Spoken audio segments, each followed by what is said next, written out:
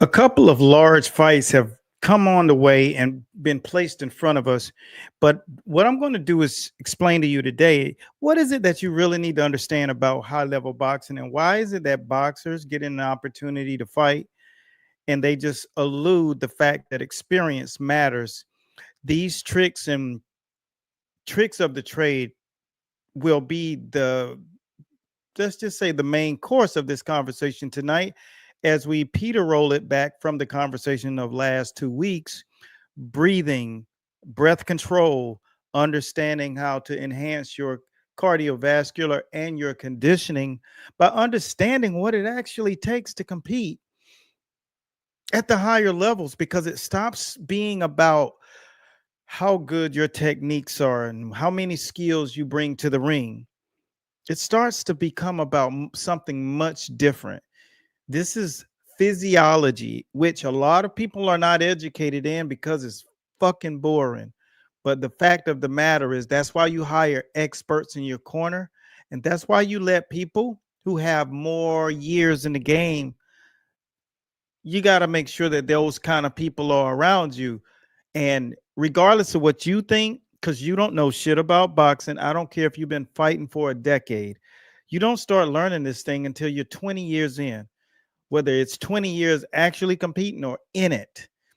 Experiences matter, and you just don't get them all in the first decade. There's so many things that are going to happen to you. So, in order to prevent the things that's going to happen to you, here's what you're going to need to do. First, you'll need to understand what is it behind this thing called breathing, and why most fighters get an opportunity to bang, but what ends up happening to those fighters is, see, they don't know what's to come. They just dive right in. Let's take it back to Tank versus Frank Martin, right? You see, on paper, it looks like it's going to be a good fight. It looks like this is going to be a 50-50 fight, 60-40 fight. But in all actuality, when you start pulling out the kind of necessities like what Vegas uses, and for those of you who don't know, I was a handicapper for Vegas for, I don't know, 6 or 7 years. I know what you have to know in the fight game. It doesn't matter what you think you know. You don't get access to the knowledge and the information that handicappers get information on. Not to mention, uh, the greatest boxing mind not only won a lot, wrote a lot, shot a lot of material, had a lot of world champions, went to multiple Olympics with the greatest Olympic fighters to ever lace them up. That person knows something. And when you are in the downline of a person like that, you're going to learn a lot, whether you think you know a lot or not. You know what was so funny about Coach Adams is everything that he actually um, taught. I always thought it was old school. Now, I didn't learn directly up under Coach Adams. He was my coach's coach. So all the time he's on the phone, and you're hearing him and you're talking and you're listening, and you're like, that shit can't work now. That's old school stuff. And lo and behold, what ends up happening is you start eating crow, because athleticisms and flashy stuff, see, that's all placebo effect. You leave that up to the fitness trainers. That doesn't work in real boxing. None of that shit works in real boxing. And yeah, I'm going to give myself credit. I know how to fight, and I know how to teach somebody how to fight. I'm a sheepdog. I'm a protector of people. Ever since I was a young kid, I protected all of the guys that hung around me that called themselves my friends. I would teach them how to fight. and I fought for him. It's always been something I could do. Um, so I always had that. You understand things about fighting that most people will never, ever get. And that's my superpower. Understanding that those things that you got to feel inside, how to channel those things, how to think ahead of a person, how to see what they're actually feeling, and how to use that against them, how to get into them emotionally, and how to be relaxed and calm and beat them up with a smile on your face. Everybody that know me know, that's what I do. I have to teach a person who's naturally athletic, big bone, strong, how to not rely on that, but how to rely on the things that are internal. That's a real gift, because it's one thing to know how to do it. You never seen Muhammad Ali training world champions. You never saw Sugar Ray Leonard training world champions.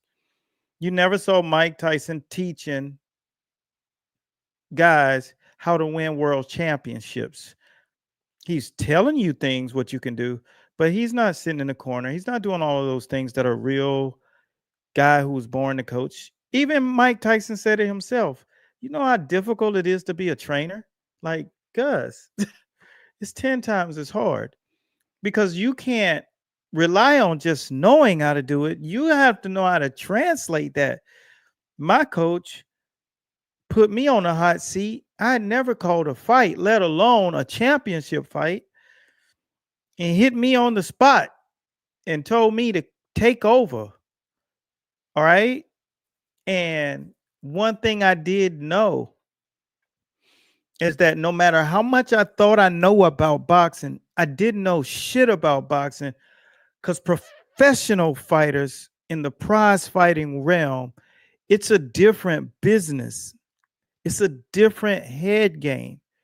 But one thing that I was able to administer is what came natural to me. Once I had 2 decades in the game almost, I was maybe 15 years in and learning as a prodigy what you need to know fighting, as in the prize fighting world. Stupid you will be if you think you know boxing if you've never been in a ring. Wow, you're stupid. Because it's not the streets and it's not amateur boxing. And so when you're going through those curves, you're thinking, even fighters who are fighting for titles, if they haven't done it before, they don't know what's next. Ryan Garcia didn't know what was next when he got in the ring with Tank. Then Devin Haney didn't know what was next when he got in the ring with Ryan Garcia, even though they fought 6 times in the amateurs. Because when you get up here, it's just a different thing, right? Now I'm going to get into the conditioning, what you need to know about breathing. But I just wanted to kind of preface, when I used to look at Coach Adams and Coach Bradley and people that I took a lot from, that I weren't directly up under, like uh Junebug, who was Paul Williams' head coach. And I got to watch him work. There are some coaches out there that you wouldn't believe how smart they are. And they're not the typical guy. They're not these coaches who just find a champion and ride that champion and then they go away. See, that's when you know it's not the coach, it's the fighter. And not to knock these coaches, but guys like Junebug and Coach Soul, they can take a guy who don't know shit about boxing, don't have any athleticism, and make him a true contender. And that's a serious IQ and understanding on how to work from the inside of the belly, inside of the chest, inside of a man's head. Because most killers who are on the street, if you get them with a real psych major to get into his head and blow that flute, what you'll find and get out of that guy is something that no one ever on the planet can understand how to do it. And that was my power. I still got it. It's the reason why you're probably on our page. I don't know what it's called.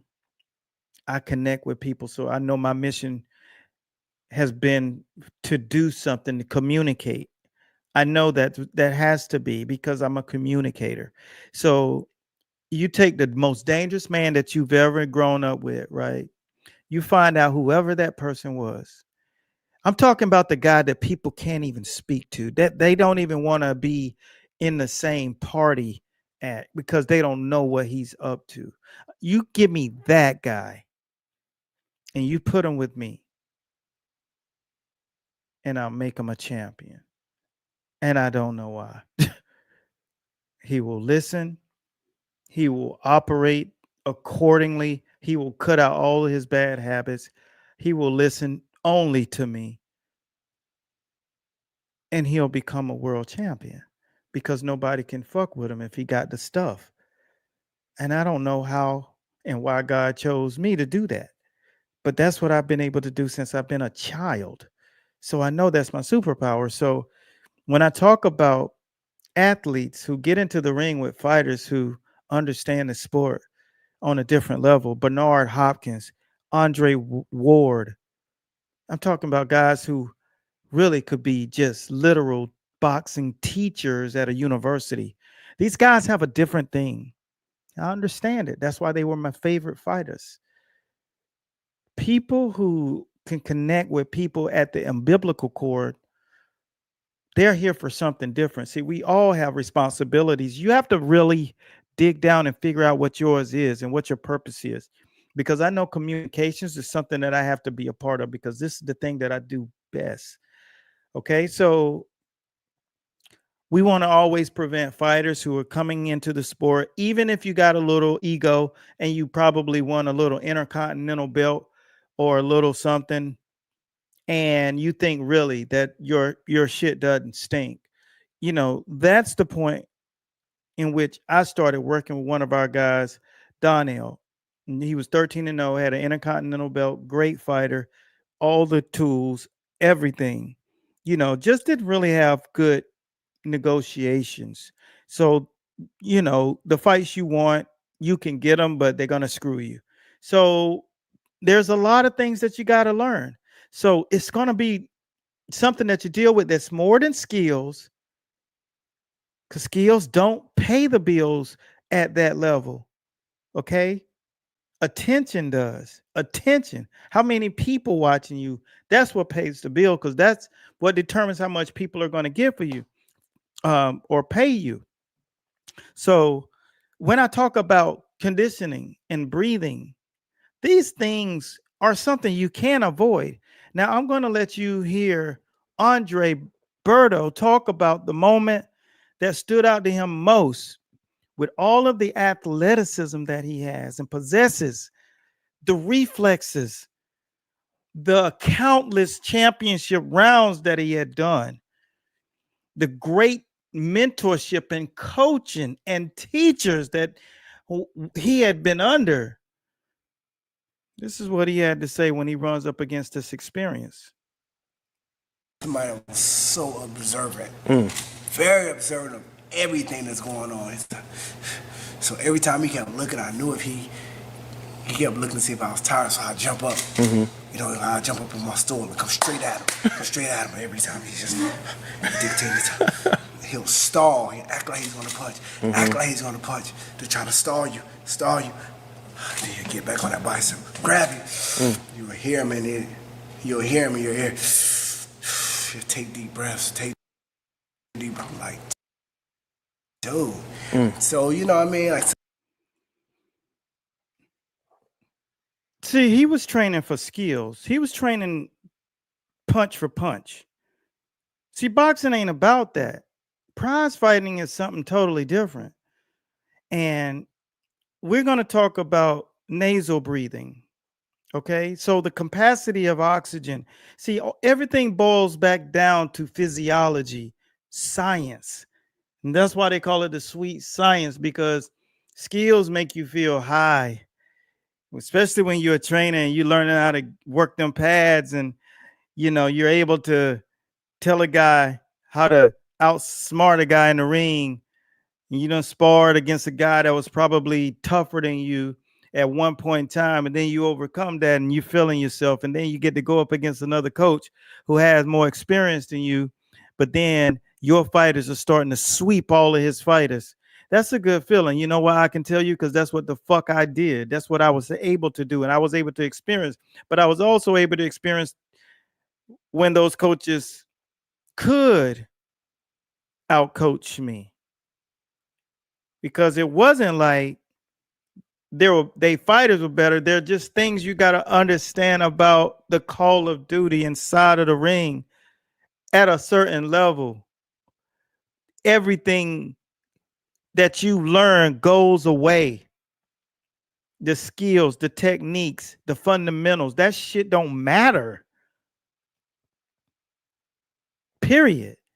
So I'm going to tell you, I don't care if you, I don't, I my hand on the phone, which is most people's Bible. I don't give a shit if you don't want to hear it. I'm just telling you the realest shit you're gonna ever hear. You don't know shit about boxing because you definitely ain't been in it longer than me. And I'm gonna tell you, everything I know about boxing now went against everything that I thought I knew about the sport of boxing, not in the street, not in the street, because those rules are different. But imagine being able to be so good in the boxing ring that you can street fight. But you have to get the education of boxing all the way through. It's no shortcuts. Or if you do think you can just jump in there and do it, then message the page. I'll have you set up. Let's see what you're working with. Okay. Tag anybody that you think really has that ability, and we'll get the cameras in there and we'll show you. Because I can show you better than I can tell you guys. Because it's at the end of the day, it's about you guys learning. Uh, I do this. I'm a fucking professor at this. And yeah, I done spent over 100,000 man hours, over 100,000. All you need is 10,000 to be considered an expert. And when you learn these techniques of breathing, you're going to learn how to compete at high levels of boxing. Very, very, very high levels of boxing. Neville Brown, and hopefully if you're watching, former champion over in the UK. Steve Cunningham, former world champion. First man to knock down Tyson Fury hard. Otis Griffin, two-time world champion. Champion of the contender. World's greatest, next great champion. You can just go on. Mauricio Sulaiman, president of the WBC. Jill Diamond Chastain, vice president of WBC Cares. Hall of Fame. Claudia Trejos, special shouts out to Claudia Trejos. ESPN, DAZN, one of the first females to pave the way for all females. Colombian descent. Miami base. I've shared Shane Mosley. I've shared this microphone with so many people. My man Andre Durrell. Just countless good people who are in the sport that, whether I'm mentoring or breaking bread or just, talking about this game and where we have to take it. We have to keep educating. And I'm tired as fuck. But I have to teach those trainers out there. There's levels to this shit. And I'm watching a lot of you. And you're so focused on that pad work. I used to be that too. So I'm going to talk to you and show you about all of these technical breathing techniques that you guys, if you're not doing them, you need to learn them. And if you don't know them, I'm keeping this posted. And so use this shit. All right. So this is another breathing technique that I made sure that you guys are going to learn. So stay on board. If you want to learn boxing, if you don't, best of luck to you. You're going to run into some master boxing fighters, whether they're under Tony Jeffries or Tom Yankello, or, you know, my up and coming coaches, the 𝗪𝗪𝗪𝗪𝗪😂, and my people up north and my people out in Cali. Special shouts out to Juan. All my people coming up, you're going to run into them. And these motherfuckers is educated. They're getting educated in a university. And this university, this is where they're getting educated. So, you know, whoever wins is who knows the most. All right. So I want you guys to know that you got access to the knowledge. So let's take it. So this is a video that we put together and wrote it out so you'd understand this. So here is that Harvard education on breathing. I've been in countless boxing matches, and I can tell you firsthand that breathing is the secret weapon most fighters overlook. Let's talk about nasal breathing. Now let's move on to diaphragmatic breathing. This is where you really want to focus on engaging your diaphragm to take deeper breaths. Place your hand on your stomach and feel it expand as you inhale and contract as you exhale. This technique allows you to take in more oxygen while using less energy compared to shallow chest breathing. I remember when I first started using this technique, it felt weird, but now it's second nature and it saved me in those grueling later rounds. Okay, so last week we went over the hypoxic, and what you guys are learning is how to use your nasal and stop using your mouth. And I use Mike Tyson as an example. So if you go back to the fight show from last week, you can watch that entire video. And I actually put all 3 breathing techniques there. Now I have 5, but we have to save some of the proprietary content for our members, our top trainer members, and we have to do that because that's respect.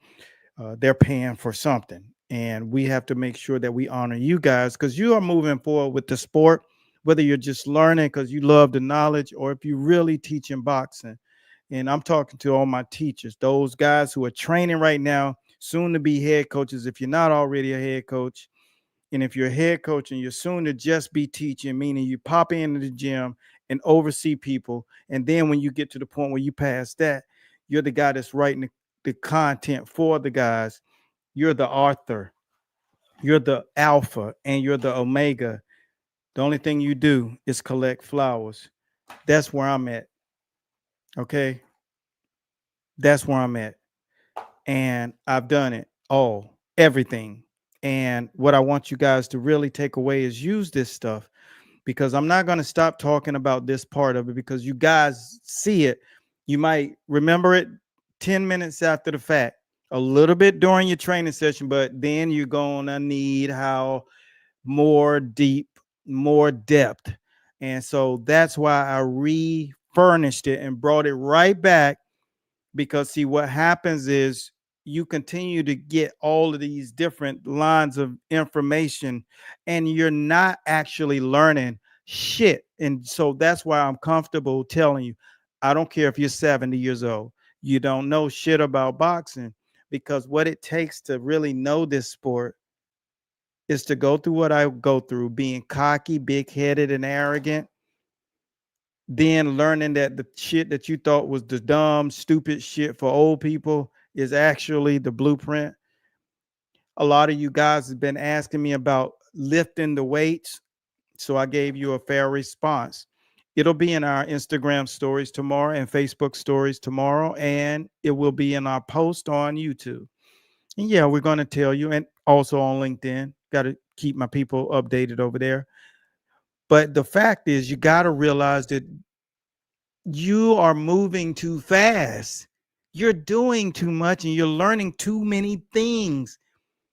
Therefore, you're not learning them. You're just seeing them. So the only thing that's happening is we call this stage 1 of mastery. You can make people believe you know some shit. But I can tell you this, my motherfucker. If you get in front of me, I'll know where your hole's at. Okay?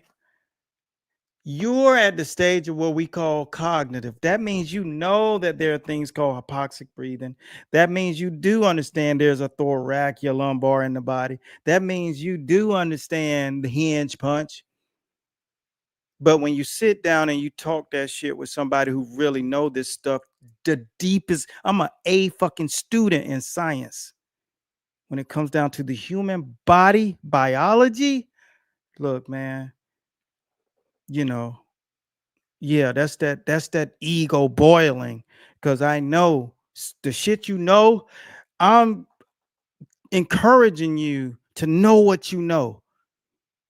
Not what feels good, but know what is it that you know that nobody can fuck with you in. That's me in boxing. That's why the Archie Moore family came and put me in. That's why Joe Lewis family came and put me in. The Hearns family came and put me in, one after the next. All of these different families, because they like, yo, you're just not one of these guys. When you know this stuff, you better really start stopping trying to look all of these cool ass drills on Instagram that's going to get your fighter fucked up, make it easier for anybody who's teaching that master boxing system.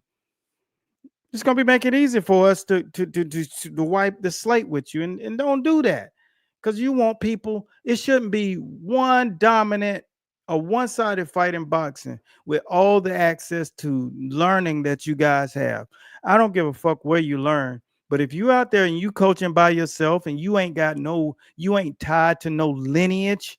I mean, tied to it, not just saying I know this guy. My uncle used to box against this dude at this gym. Don't do that to us. Learn the way a doctor learns. Go through the process. Have your material. Challenge yourself. Get tested. Know what you really know.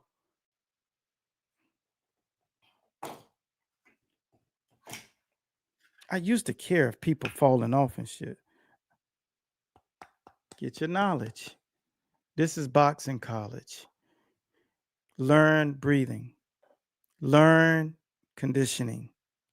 Just so when you bring in the conditioning coaches, you know basically how they're talking, if they should be working with that fighter.